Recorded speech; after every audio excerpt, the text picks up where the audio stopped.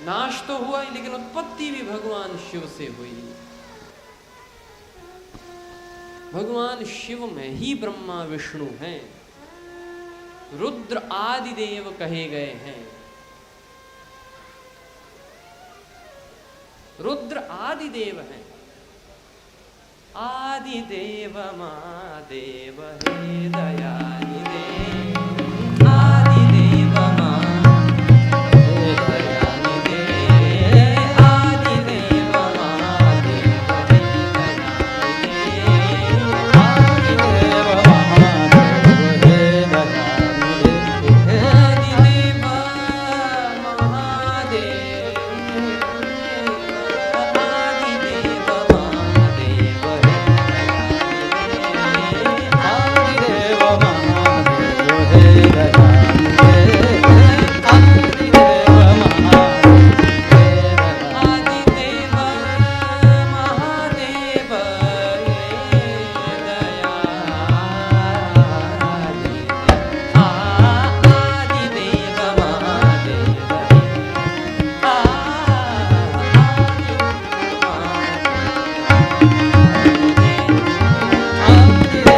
महादेव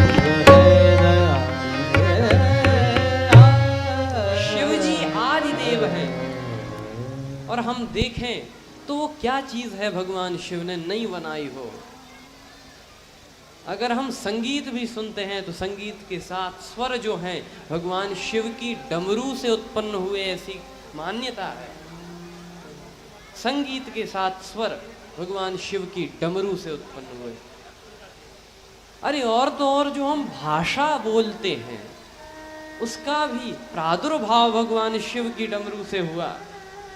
और जिसे देव भाषा कहा जाता है संस्कृत, तो संस्कृत भी कैसे आई, तो कथा है कि महर्षि पाणिनि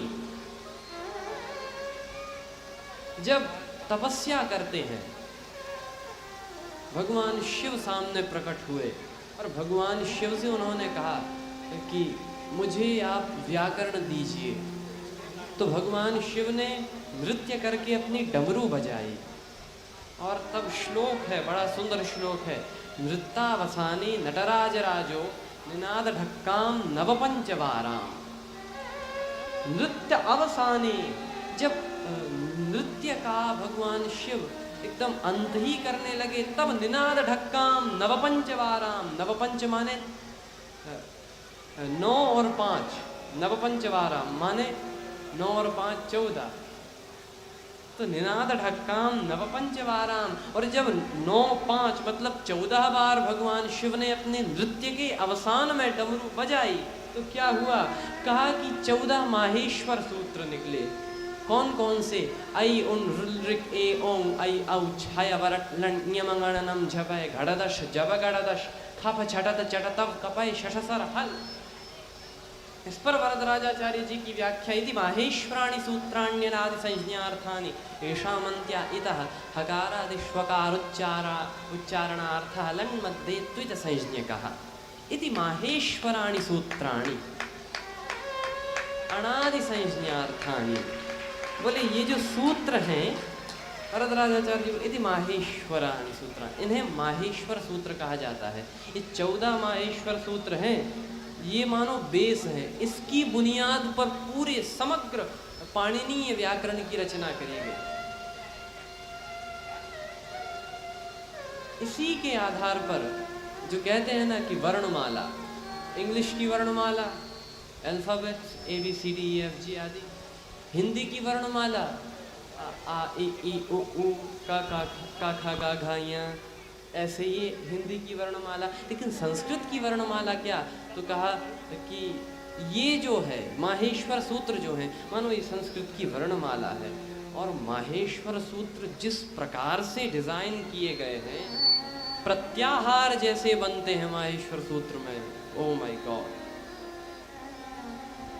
तो हम चर्चा कर रहे हैं कि शंकर जी से किसकी रचना नहीं हुई। संगीत की रचना शंकर जी से, और तो और जो भाषा हम बोलते हैं उसकी रचना भगवान शिव ने की। और अब तो तुलसीदास जी ने यह भी कह दिया कि ये जो कथा है, जो पापी से पापी को भी पवित्र कर दे, वह कथा भी किसने बनाई? बोले बिरचेउ शंभु सुहावन पावन, बिरचेउ शंभु सुहावन, बिरचेउ शंभु सुहावन पावन, बिरचेउ शंभु सुहावन पावन, बिरचेउ शंभु सुहावन पमा गम गरे रे सा सा, बिरचेउ शंभु सुहावन सनि दा पमा गरे, बिरचेउ पमा मा पा नि दा पमा पा सनि दा पमा गरे सा, बिरचेउ शंभु सनि दा पा सनि दा पमा गा पमा गरे सा, बिरचेउ शंभु सुहावन पमा दा पा नि दा सनि गरे सनि दा पमा गरे, बिरचेउ शंभु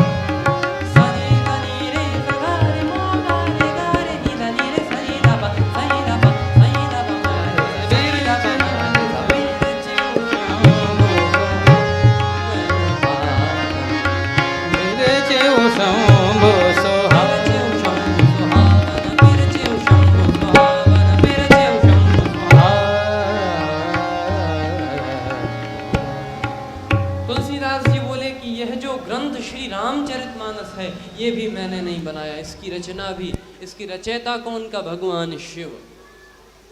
और जिन भगवान शिव ने इतनी रचनाएं कर डाली हों उन्हें हम विनाश का देवता बुलाएं, यह तो सही बात नहीं है। तो भगवान शिव संहार तो करते ही हैं लेकिन उत्पन्न भी करते हैं।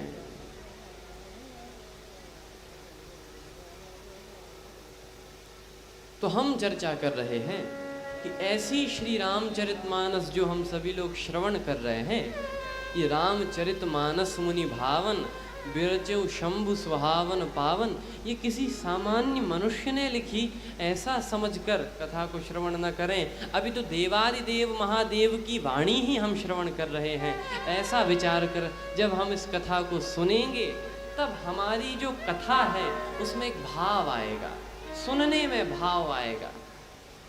बिरचेउ शंभु सुहावन पावन। कल हम सभी लोगों ने श्रवण किया कि तुलसीदास जी सबकी वंदना करते हैं, इसकी वंदना उसकी वंदना, और सबकी वंदना करने के बाद अंत में वंदना करते हैं बंदौ नाम राम रघुवर को। मैं वंदना करता हूँ राम की, वंदौ नाम राम रघुवर को। राम की वंदना कर भी ली, उसके अंतिम में सबसे पूरे वंदना प्रकरण के अंतिम में तुलसीदास जी ने किसी की वंदना की, बोले मैं भगवान के नाम की वंदना करता हूँ। वंदौ नाम राम रघुवर को, हेतु कृशानु भानु हिमकर को, जो कि हेतु है कृशानु में रकार, भानु में आकार और हिमकर में मकार, ऐसा अद्भुत श्री राम नाम। और हम देखें तो राम नाम के प्रति जितने भी संत महापुरुष हुए हैं सबके अलग अलग विचार भले ही हों, लेकिन राम नाम के प्रति सभी एक मत हैं। मीराबाई जो कि कृष्ण भगवान की भक्तिन है, लेकिन वे भी कहती हैं